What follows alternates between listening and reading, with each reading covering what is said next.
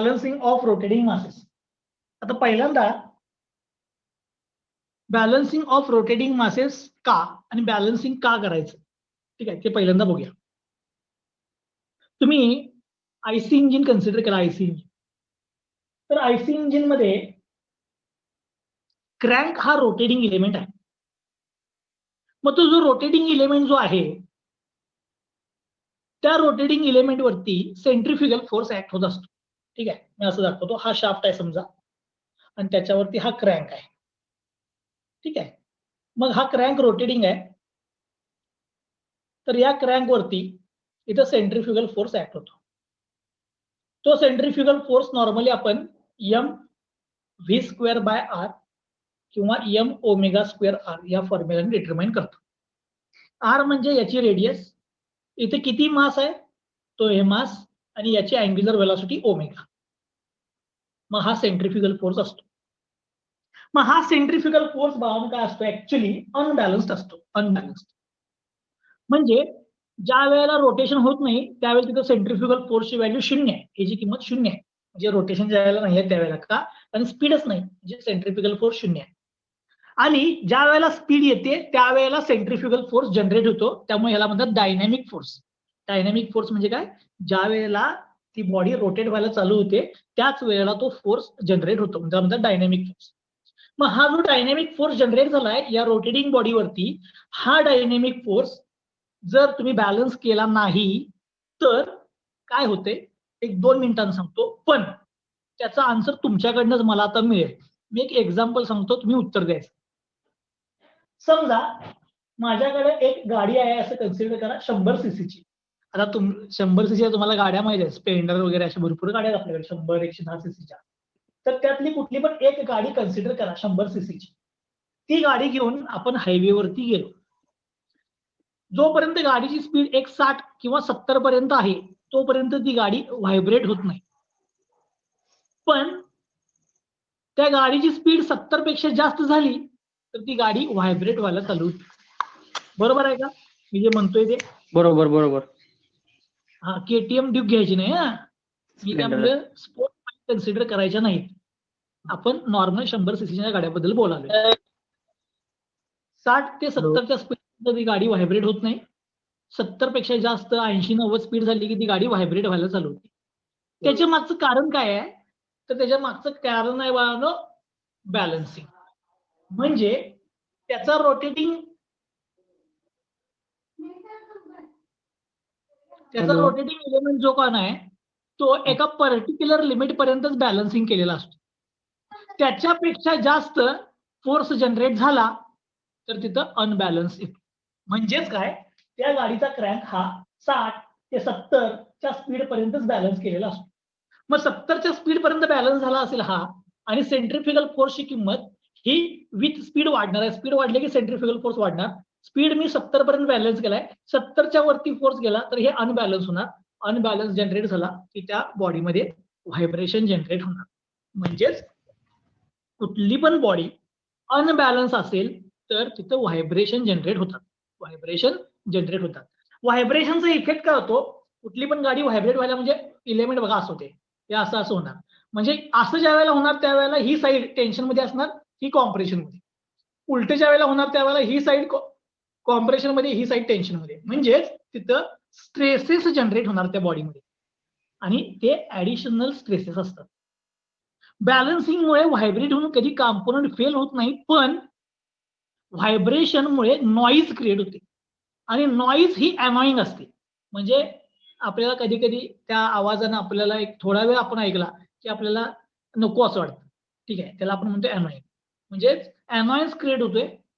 मग तो अनॉयन्स रिड्यूस करायचा असेल, त्या बॉडीमधले स्ट्रेसेस रिड्यूस करायचे असतील व्हायब्रेशनमुळे जनरेट होणारे, किंवा त्या बॉडीचं व्हायब्रेशन रिड्यूस करायचं असेल, तर तुम्हाला हे सगळे अनबॅलन्स जे मासेस आहेत, अनबॅलन्स फोर्सेस, ते फोर्सेस तुम्हाला काय करायला पाहिजे, बॅलन्स करायला पाहिजे. मग आता हे बॅलन्सिंग फक्त रोटेट होणाऱ्या मासच करायला लागते का, असं नाही. बॅलन्सिंग हे रोटेटिंग मासचं पण करायला लागते आणि रेसिप्रोकेटिंग मासचं पण करायला लागते. मी इथे केस दाखवतो. समजा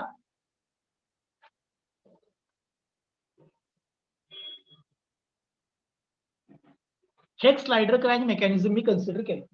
या स्लाइडर क्रॅंक मेकॅनिझम मध्ये हा रोटेटिंग पार्ट आहे, याच्यावरती सेंट्रिफ्युगल फोर्स ऍक्ट होणार, आणि हा स्लाइडिंग आहे, याच्यावरती इनर्शिया फोर्स ऍक्ट होतो. Inertia force. आता इनर्शिया फोर्स म्हणजे काय, एक एक्झाम्पल सांगतो. समजा मी एखाद्या गाडीवरती बसलो आणि त्या गाडीवाल्याने काय केलं, एकदमच गाडी ऍक्सिलरेट केली, म्हणजे थांबलेली गाडी आहे एकदमच ऍक्सिलरेट केली, तर मागे बसलेला माणूस मागे जातो बघा. बरोबर आहे काय, गाडी पुढे जाते आणि मागे बसलेला माणूस मागे जातो. म्हणजे काय होते, ऍक्सिलरेशनच्या अपोजिट काय होतोय, इनर्शिया फोर्स ऍक्ट होतोय. किंवा अजून एक एक्झाम्पल, मी समजा एसटी बस मधून चाललोय, एसटी बसची स्पीड 60 आहे आणि एकदमच कोणतर आडवं आलं म्हणून एसटी वाल्यानं ब्रेक मारला, कोणतर आडवं आलं म्हणून एसटी वाल्यानं ब्रेक मारला. ब्रेक मारल्या मारल्या काय होतंय, आतमध्ये बसलेला माणूस हा पुढे जातो बघा. पुढे जातो म्हणजे काय, त्याची अगोदरची स्पीड 60 होती, त्यामुळे तो काय होतोय, ब्रेक मारल्या मारल्या पूर्वीच्या स्टेटला राहायला बघतो आणि पुढे जातो. म्हणजे ब्रेक मारला म्हणजे डिस्सिलरेशन, डिस्सिलरेशन म्हणजे थांबा लागले, त्याच्या अपोजिट डायरेक्शनला आपण पुढे जातो. हा फोर्स असतो तो म्हणजे इनर्शिया फोर्स. म्हणजे काय, समजा ऍक्सिलरेशन इकडे असेल तर इनर्शिया फोर्स या बाजूला ऍक्ट होतो, समजा ऍक्सिलरेशन इकडे असेल तर इनर्शिया फोर्स इकडे होतोय. मग हा जो इनर्शिया फोर्स आहे हा कशावरती डिपेंड आहे, हा इनर्शिया फोर्स कशावरती डिपेंड आहे, ऍक्सिलरेशन वरती. स्टेशनरीच्या वेळेला ऍक्सिलरेशन 0 असते, म्हणजेच तो डायनॅमिक फोर्स आहे. म्हणजे गाडी स्पीड मध्ये गेली, ऍक्सिलरेट व्हायला लागली तरच तो फोर्स डेव्हलप होतो, त्यामध्ये आपण डायनॅमिक फोर्स. म्हणजे इथं सेंट्रिफ्युगल फोर्स हा रोटेटिंग बॉडीमध्ये डायनॅमिक फोर्स असतो, तर मुव्हिंग बॉडीमध्ये इनर्शिया फोर्स हा डायनॅमिक फोर्स असतो. आणि हे दोन्ही डायनॅमिक फोर्सेस आपल्याला काय करायला पाहिजेत, बॅलन्स करायला पाहिजेत. पण याला म्हणायचं बॅलन्सिंग ऑफ रेसिप्रोकेटिंग मासेस, याला म्हणायचं बॅलन्सिंग ऑफ रोटेटिंग मासेस. आज मी जे घेणार आहे ते म्हणजे रोटेटिंग मासचं बॅलन्सिंग, म्हणजे याचं घेणार. याचं बॅलन्सिंग हा टॉपिक संपल्यानंतर, म्हणजे बॅलन्सिंग मध्ये तसे 2 टाईप आहेत, बॅलन्सिंग ऑफ रोटेटिंग मासेस आणि बॅलन्सिंग ऑफ रेसिप्रोकेटिंग मासेस. ठीक आहे, आता रेसिप्रोकेटिंग मास आपण आता हे संपल्यानंतर बघूया. आता आपण ही केस कन्सिडर करायची की बॅलन्सिंग ऑफ रोटेटिंग मासेस. मग ह्या बॅलन्सिंग हे त्या कंडिशन प्रमाणे बॅलन्सिंग केलेलं असते. म्हणजे आता केस काय, तुम्हाला मी अशी म्हणलं स्प्लेंडर, की ज्या गाडीमध्ये एक बॅलन्सिंग 60च्या स्पीड पर्यंत केले असं म्हणा, तर 60 प्लस स्पीड झाली तर काय होणार, ती गाडी व्हायब्रेट व्हायला चालू होणार. आता केटीएम ड्यूक वरती येतो, केटीएम ड्यूक मी 70च्या स्पीडनं चाललोय हायवेवरती, व्हायब्रेट होईल का, नाही 80च्या स्पीडनं चाललोय, नाही 100, नाही 120, नाही 130, होत नाही 150 पासून चालू होणार. 134 म्हणजे तुम्ही चालवून बघितलं वाटतं. काय आहे की मी आता ती 130 135 पर्यंतच गेलो, तुम्ही त्यांच्या पुढची दिसते. सर पल्सरला तुम्ही पल्सरला हायस्ट किती आहे, पल्सरला हायेस्ट 200, कितीपर्यंत गेलाय, 200 नाही स्पीड तुम्ही कितीपर्यंत गेलाय म्हणाले हो, 200 माझ्या 60चा काटा आहे की नाही, त्याला मी खोडून 200 लिहिले.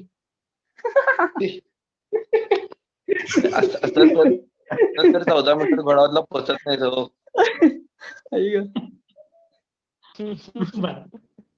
ठीक आहे, मी तिकडे जात नाही. आता मला फक्त सांगायचं काय होतं बाळानो, की केटीएम ड्यूक आहे, की मी 130च्या स्पीड पर्यंत जरी गेला तरी ती व्हायब्रेट होणार नाही. मग याचा अर्थ काय, ती स्पोर्ट्स बाईक आहे, त्याचं जे बॅलन्सिंग आहे ते 60च्या स्पीडचं बॅलन्सिंग केलेलं नाही, त्याचं काय केले 130च्या स्पीडचं बॅलन्सिंग केले. त्यामुळे तुम्ही 130 पर्यंत जरी गेला तरी ती बॉडी व्हायब्रेट होत नाही. ठीक आहे, मग बॅलन्सिंगचा इफेक्ट काय असतोय, अनबॅलन्स फोर्स असतील तर त्या बॉडीमध्ये व्हायब्रेशन जनरेट होणार. आता हे झालं मी गाड्यांच्या बद्दल बोललो. सेम तुम्ही अप्लाय करू शकता तुमच्या मशीन्स मध्ये. लेथ मशीन घ्या, ड्रिलिंग मशीन घ्या, कुठलं पण मशीन घ्या, त्या मशीन मध्ये कटिंग फोर्स हा नेहमी अनबॅलन्स असतो, कटिंग फोर्स. आणि तो कटिंग फोर्स अनबॅलन्स असल्यामुळे ते मशीन ज्या वेळेला तुम्ही म्हणजे मशीनिंग ज्या वेळेला चालू होते त्या मशीनवरती, मशीनिंग झालं की ते मशीन काय होते, व्हायब्रेट व्हायला चालू होते. मग ती मशीन का व्हायब्रेट होते, कारण की तिथे काय असते बाळानो, अनबॅलन्स फोर्स. त्यामुळे जिथं जिथं अनबॅलन्स फोर्स क्रिएट होणार तिथं तिथं व्हायब्रेशन हे येणार. ठीक आहे, मग आता आपल्याला ते अनबॅलन्स फोर्स जनरेट होऊ नये म्हणून आपल्याला काय करायचं आहे, बॅलन्सिंग करायचं आहे. बॅलन्सिंग. मग बॅलन्सिंग करण्याचे टेक्निक हे बघा दोन आहेत. एक म्हणजे जी मेथड आहे ती पहिली मेथड जी आहे ती म्हणजे अनालिटिकल मेथड आहे आणि दुसरी जी आहे ती म्हणजे ग्राफिकल मेथड आहे. अनालिटिकल मेथड आणि ग्राफिकल मेथड मध्ये आपल्याला जी सिलेबसला आहे ती ग्राफिकल मेथड आहे. आपल्याला जी सिलेबसला आहे ती ग्राफिकल मेथड आहे. पण मी तुम्हाला अनालिटिकल मेथड पहिल्यांदा सांगतो आणि मग मी ग्राफिकल मेथड कडे जातो. ठीक आहे. आता एक सिंपल प्रश्न आहे माझा. समजा हा एक शाफ्ट आहे, असा हा एक शाफ्ट आहे. समजा दोन्ही बाजूला सपोर्ट आहे असं कन्सिडर करा. याच्यावरती मी एक आर्म लावला इथं. आर्म हा या शाफ्टच्या अबाउट रोटेट होणार आहे. इथं काहीतरी एक मास एम आहे, इथं काहीतरी मास एम आहे. याची रेडियस आर आहे, मास एम आहे, रेडियस आर आहे आणि हा ओमेगा या स्पीडने फिरालाय. तर याच्यावरती जनरेट झालेला अनबॅलन्स फोर्स किती? या मासवरती जनरेट झालेला अनबॅलन्स फोर्स किती? आता इथं अनबॅलन्स फोर्स काय असणार? की बॉडी रोटेट व्हायला लागल्या म्हणल्यावर सेंट्रीफ्युगल फोर्स. त्यामुळे तो सेंट्रीफ्युगल फोर्स नेहमी हा असा अवे ऍक्ट होणार बघा. अवे हा अनबॅलन्स फोर्स किती आहे? तो एम ओमेगा स्क्वेअर आर. हा अनबॅलन्स फोर्स आहे. आता जर तुम्हाला कोण पण म्हणलं हा फोर्स बॅलन्स करा, तुम्ही काय करणार आहे? हा फोर्स बॅलन्स करा कोण पण म्हटलं तर तुम्ही काय करणार? खालती अजून फोर्स लावायला पाहिजे अपोजिटला. येस, त्याला काय करायचं? इक्वल आणि अपोजिट फोर्स लावायचा. फोर्स लावण्यासाठी काय करायचं? इथं एक रेडियसला एक मास लावायचा. त्याला मी म्हणतो कॅपिटल एम. इथलं स्मॉल एम आहे, इथं म्हणतो कॅपिटल एम. इथं रेडियस वेगळी घेऊ शकता, ही घ्यायला पाहिजे असं नाही. मी म्हणतो कॅपिटल आर. ही बॅलन्सिंग मासची रेडियस काहीतरी वेगळी आहे, कॅपिटल आर. मास काहीतरी वेगळा आहे, कॅपिटल एम. याची स्पीड खरं ओमेगाच असणार. का सांगा? कारण ते दोन्ही पण एका शाफ्टवरती आहेत. स्पीड ओमेगाच असणार. मग यानं जनरेट केलेला फोर्स काय यायला पाहिजे? यानं जनरेट केलेला फोर्स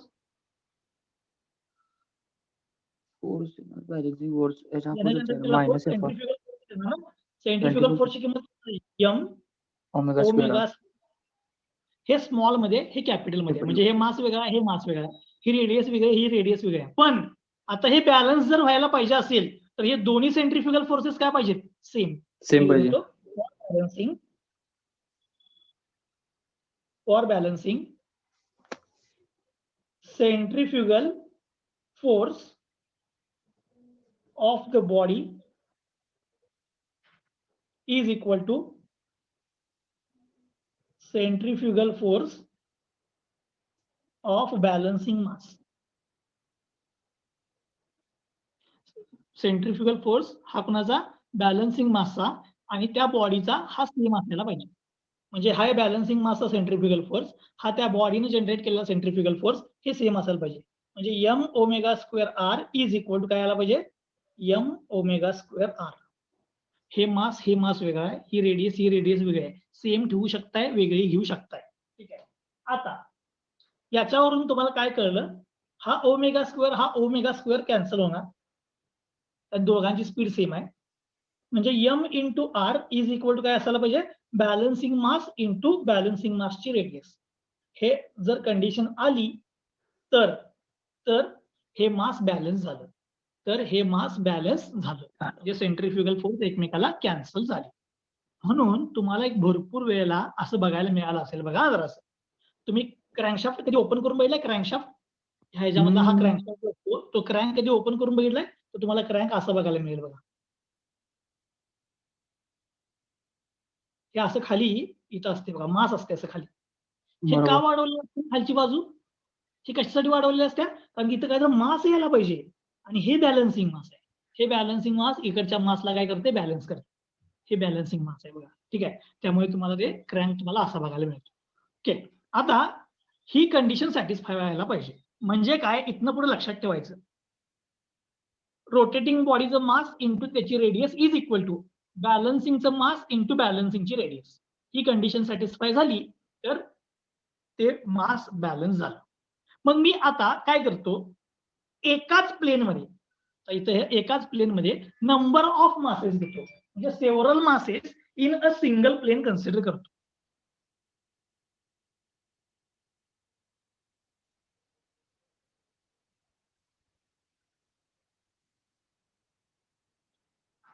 म्हणजे नंबर ऑफ मासेस घेतो एकाच प्लेन मध्ये. हा शाफ्ट आहे, हे मास M1, ही त्याची रेडियस R1, हे मास M2, ही त्याची रेडियस R2, हे मास M3, ही त्याची रेडियस R3.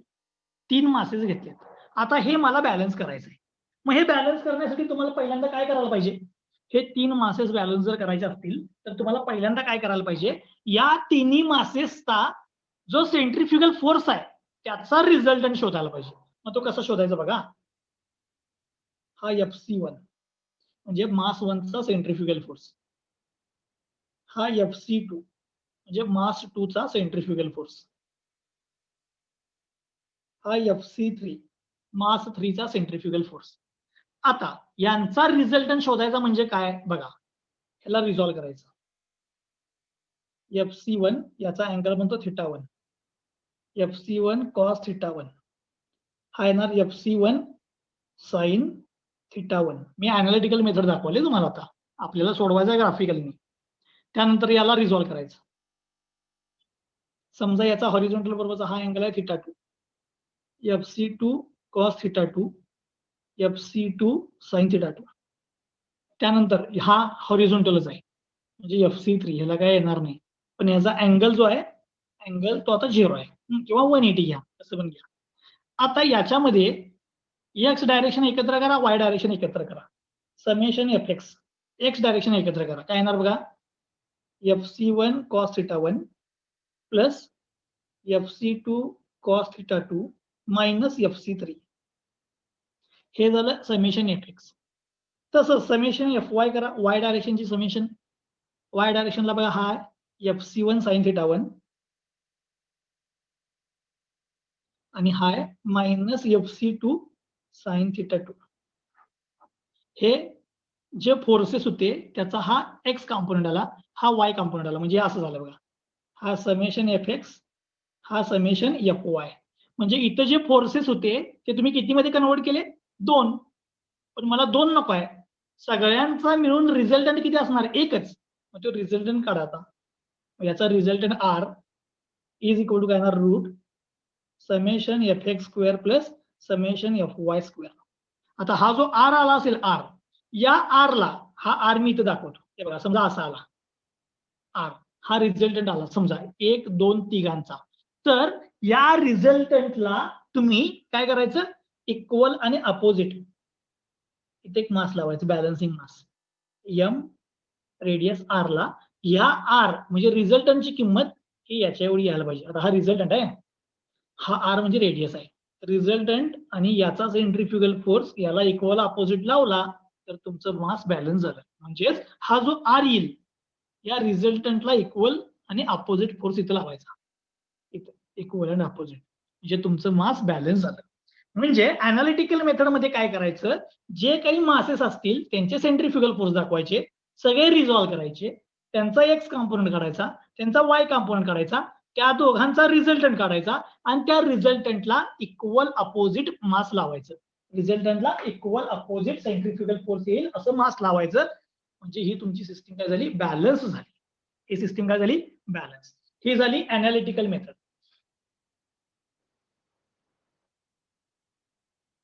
हे काय तुम्हाला विचारणार नाही कुणी अॅनालिटिकल मेथड. आता मी आपल्या सिलेबसकडे येतो, की म्हणजे ग्राफिकल मेथड. मी जे आता तुम्हाला सांगालोय आज, हे पेपरला प्रॉब्लेम येणार नाही. मी उद्या जे शिकवणार ते पण पेपरला येणार नाही. पण आज आणि उद्या जे सांगणार आहे ते पेपरला येणाऱ्या प्रॉब्लेमसाठी एकदम इम्पॉर्टंट आहे. ठीक आहे. आता ग्राफिकल मेथडनी कसं सॉल्व्ह करायचं ते सांगतो. समजा मी मगासारखंच हा शाफ्ट घेतो, मासेस कन्सिडर करतो. हे मास M1 ही त्याची रेडियस R1,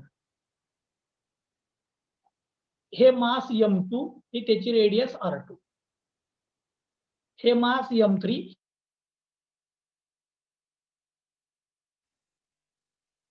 मला आता काय करायचंय? यांना बॅलन्स करायचंय. Balance by using the graphical method. मग ग्राफिकल मेथड मध्ये बॅलन्स करण्यासाठी काय करायचं सांगतो. तर सगळ्यात पहिल्यांदा याचा सेंट्रीफ्युगल फोर्स काढून घ्यायचा.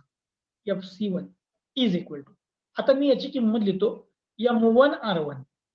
आता तुम्ही म्हणाल इथे मी ओमेगा का लिहिला नाही ओमेगा, तर मगाशीच मी तुम्हाला सांगितलं बघा, इथं हे दोन्ही ओमेगा स्क्वेअर, बॅलन्सिंग मासचा ओमेगा आणि तुमच्या मासचा ओमेगा हे कॅन्सल होतात.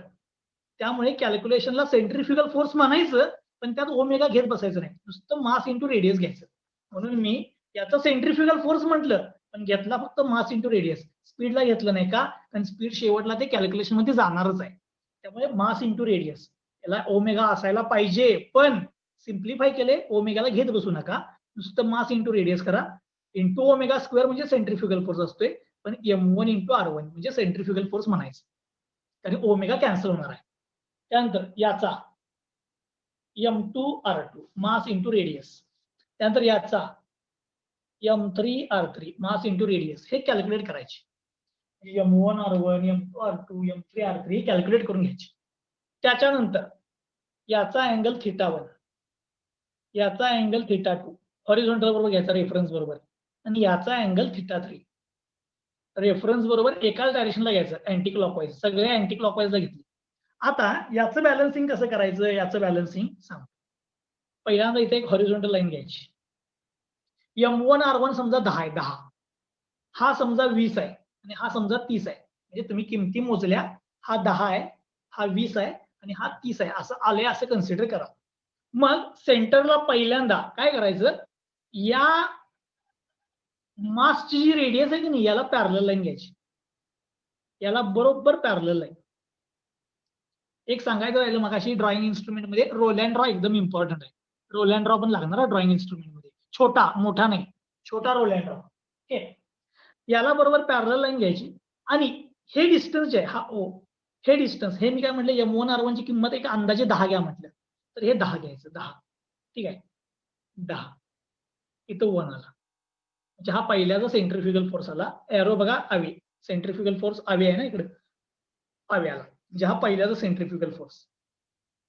आता या 1 पासून दुसऱ्याचा सेंट्रीफ्युगल फोर्स घ्यायचा, दुसऱ्याचा, याला बरोबर पॅरलल लाईन घ्यायची, याला बरोबर पॅरलल लाईन इथे घ्यायची, ते रोल अँड ड्रॉने घ्यायची.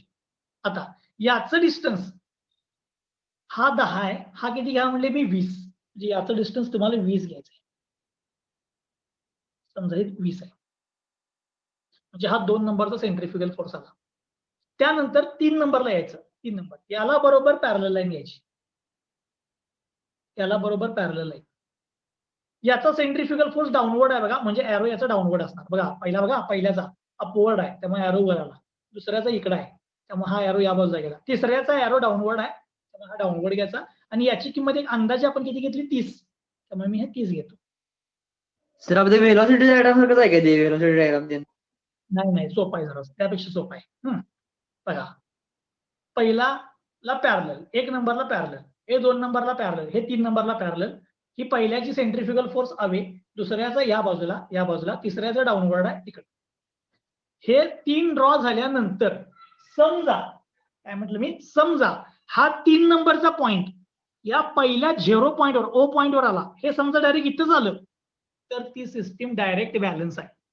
काय म्हटलं मी, हा 3 नंबरचा पॉइंट, शेवटचा पॉइंट आणि स्टार्टिंगचा पॉइंट हे एकाच ठिकाणी आले, एकाच ठिकाणी, तर ती सिस्टीम बॅलन्स आहे. आणि जर हे एका ठिकाणी आले नाहीत, तर ती सिस्टीम काय, अनबॅलन्स आहे, म्हणजे हे अनबॅलन्स आहे. आता याचं बॅलन्सिंग करायचं मला. याचं बॅलन्सिंग कसं करायचं, तर हा लास्टचा पॉइंट या ओरिजिनल पॉइंटला जॉईन करायचा, आणि एरो बघा, लास्टच्या पॉइंट कडून ओरिजिनल पॉइंट कडे एरो घ्यायचा, लास्टच्या पॉइंट कडून ओरिजिनल पॉइंट कडे एरो घ्यायचा. आता हे झालं तुमचा बॅलन्सिंग मासचा M इंटू R, बॅलन्सिंग मासचा M इंटू R. हे बघा की हे पहिल्याचा M इंटू R आहे, पहिल्याचा M1R1 आहे, हे M1R1 आहे, हा दुसऱ्याचा आहे M2R2, त्याची किंमत आहे. हे तिसऱ्याचा आहे M3R3, त्याची किंमत आहे. तर ही बॅलन्सिंग मासा MR मिळते, बॅलन्सिंग मासा MR. आता काय करायचं, याला पॅरलल लाईन इथे घ्यायची, याला बरोबर पॅरलल लाईन, ही पॅरलल लाईन घेतली याला, बरोबर पॅरलल आहे. याचा एरो अपवर्ड आलाय तर याचं मास अपवर्ड घ्यायचं. म्हणजे हे बॅलन्सिंग मास आणि ही बॅलन्सिंग मासची रेडियस. म्हणजे तिथं बॅलन्सिंग मास. म्हणजे हे 3 मासची सिस्टीम बॅलन्स करण्यासाठी तुम्ही ह्या डायरेक्शनला इथं एम आणि आर एवढ्या रेडियसला जर हे मास लावलं तर ही 3 मासची सिस्टीम काय होणार? बॅलन्स होणार. त्याला म्हणतात balancing of several masses in one plane. Balancing of several masses in one plane. आता ज्यांनी डिप्लोमा केलाय त्या डिप्लोमाला हे प्रॉब्लेम होते. हे होय, डिप्लोमाला प्रॉब्लेम. होय. पण आपल्याला ह्याचे प्रॉब्लेम पेपरला येणार नाही आहेत. हे फक्त तुम्हाला समजण्यासाठी आहे बॅलन्सिंग कसं करायचं असते. आपल्याला जे प्रॉब्लेम येणार आहेत ते balancing of several masses in different plane येणार आहे. मी हे एकाच प्लेन मध्ये घेतलं. पण आपल्याला पेपरला जो प्रॉब्लेम येणार आहे तो balancing of several masses in different plane चा प्रॉब्लेम येणार आहे. पण उद्या मी याचा प्रॉब्लेम घेणार आहे. प्रॉब्लेम जो तुम्हाला डिप्लोमाला ऑलरेडी झालेला आहे तो घेणार आहे. पण तो पेपरला येणार नाही. परत एकदा सांगतो, आपल्याला याचा प्रॉब्लेम बनवणं डिफिकल्ट असतो. सेव्हरल मासेस इन डिफरंट प्लेनचा प्रॉब्लेम असतो. तुम्हाला पूर्वी several masses in single plane होतं. हे सिंगल प्लेनचं बॅलन्सिंग करायला एकदम इझी आहे. एकदम इझी. आता ही जी डायग्राम काढल्या त्याला म्हणायचं सेंट्रिफ्युगल फोर्स डायग्राम किंवा वेक्टर डायग्राम म्हणतात of centrifugal force. Vector diagram of centrifugal force. ठीक आहे. पण ही सेंट्रिफ्युगल फोर्सची वेक्टर डायग्राम आहे. ही जी डायग्राम आहे ज्याच्यामध्ये मासेस दिसतात या डायग्राम म्हणतात स्पेस डायग्राम. त्याला काय म्हणायचं? Space diagram. ही सेंट्रिफ्युगल फोर्सची वेक्टर डायग्राम आहे. ज्या वेळेला मासेस वेगवेगळ्या प्लेनमध्ये असतात त्यावेळेला सेंट्रिफ्युगल फोर्स बरोबर तुम्हाला मोमेंट पण कन्सिडर करायला लागतो. मोमेंट डायग्राम ही सेंट्रिफ्युगल डायग्राम आहे. मोमेंट डायग्राम पण कन्सिडर करायला लागते. आता ती मोमेंट डायग्राम आपण एक 2-3 लेक्चर नंतर बघूया. सुरुवातीला मी एकदम सोपे प्रॉब्लेम सॉल्व्ह करून दाखवणार. एकदा तुम्हाला हे जमा लागलं की मग आपण त्या मोमेंट डायग्राम मध्ये जायचं. त्यावेळेला प्रत्येक मास हे वेगवेगळ्या प्लेन मध्ये असणार. आता वेगवेगळ्या प्लेन मध्ये असणार मास याचा अर्थ काय? एक फिगर दाखवतो म्हणजे तुमच्या लक्षात येईल. समजा मी इथे एक मास लावलं. या शाफ्टवर. हे शाफ्ट आहे याच्यावर एक मास लावलं. त्यानंतर दुसरं मास इथं लावलं. त्यानंतर तिसरं मास इथं लावलं. त्यानंतर चौथं मास इथं लावलं. जर तुम्ही बघत गेला तर प्रत्येक लांब आहे बघा. त्यामुळे हे काय करतात? प्रत्येकाचे सेंट्रिफ्युगल फोर्स जनरेट करतात आणि या बेअरिंग वरती मोमेंट जनरेट करतात. बेअरिंग वरती ते मोमेंट जनरेट केल्यामुळे अजून एक बॅलन्सिंग मास लावावा लागतो. म्हणजे याच्या बॅलन्सिंगसाठी एक मास लावावा लागते. सेंट्रिफ्युगल फोर्सच्या बॅलन्सिंगसाठी एक मास लावावा लागते. म्हणजे तुम्हाला टोटल बॅलन्सिंगचे त्या केसमध्ये 2 मासेस ऍड करावे लागतात. बॅलन्सिंगचे 2 मासेस ऍड करायला लागतात. ठीक आहे. मी मुद्दा म्हणून सांगताना इथे एक अनालिटिकल मेथड पण सांगितली, पण हे बाळांनो तुम्हाला करायचं नाहीये. हे करायचं नाहीये. ठीक आहे. तुमच्या फक्त एवढंच लक्षात ठेवायचं आहे, बॅलन्सिंग म्हणजे काय? कुठलाही रोटेटिंग किंवा रेसिप्रोकेटिंग मास अनबॅलन्स असेल तर तो काय करतो? अनबॅलन्स फोर्स हा तिथं व्हायब्रेशन जनरेट करतो. व्हायब्रेशनचे इफेक्ट काय होतात? तिथं स्ट्रेसेस जनरेट होतात, नॉईज क्रिएट होतो. हे सगळं रिड्यूस करायचं असेल तर मासेस काय असायला पाहिजे? बॅलन्स असायला पाहिजे. हे बॅलन्स करण्यासाठीचे 2 टेक्निक, अनालिटिकल आणि ग्राफिकल. त्यातलं ग्राफिकलचं मी एक सिंपल एक्झाम्पल सांगितलं की अशा पद्धतीने तुम्ही मास बॅलन्स करू शकताय. ठीक आहे. आता उद्या आपण काय करूया? याचा प्रॉब्लेम बघूया. ऍक्च्युअली मी काल तुम्हाला सांगणार होतो की तुम्ही ड्रॉइंग इन्स्ट्रुमेंट घेऊन या, पण मी विसरलो. ठीक आहे. ड्रॉइंग इन्स्ट्रुमेंट मध्ये roll and draw, compass, scale आणि तुम्हाला काय लागणार बघा? एक पट्टी एक लागणार. ठीक आहे. एवढ्या जर गोष्टी असतील तर तुम्हाला ग्राफिकल मेथडनी हा प्रॉब्लेम सॉल्व्ह करता येतो. उद्या मी एकदम सोपे प्रॉब्लेम घेणार आहे. नेक्स्ट टाइमला मग मी अवघड प्रॉब्लेम मध्ये जाणार आहे. ठीक आहे. तुम्हाला याच्यामध्ये काय डाऊट असेल तर विचारा.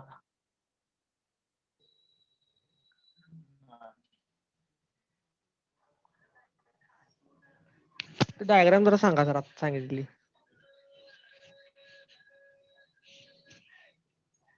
ठीक आहे. मग आता काय करूया आपण? बरोबर एक 5-10 मिनिटांनी आपण एमडी चालू करूया. 10 मिनिटं. ठीक आहे. ओके. बरोबर 7:15 वाजता एमडी.